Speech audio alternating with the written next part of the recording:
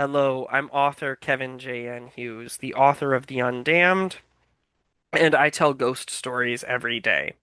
I've been telling the story of Doug Kohler, who is a good man, a Lutheran pastor, and a fan of our show, and he sent me this story. Um, but he mentions that he always has had this gift.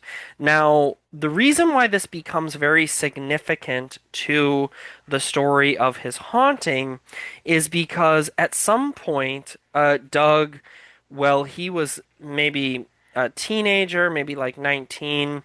He went through a phase where he, yeah, he was 19. He went through a phase where he wanted to try to sort of hone this gift, at least understand it better, but he really wanted to hone this gift of his. So he learned how to read tarot cards, and he was reading these tarot cards for his friends. He would do readings for his friends, and he would actually see things, and he would actually predict things that really did come to pass. So he was not being fake. It was not a parlor trick.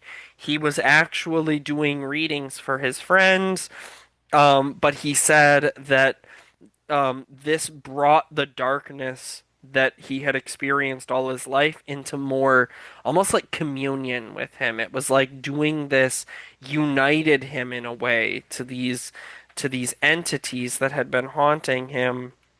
And fortunately, he did return. He says that he did return to church shortly after this and kind of gave up the tarot thing, um, stopped pursuing these fortune telling endeavors, but it never total like what he had done never totally went away. He continued for the rest of his life, and still to this day, actually, we'll get to that, but experiencing these things, he believes that he built a kind of bridge, as he describes it, a bridge that unites him to these entities, and he believes that that happened.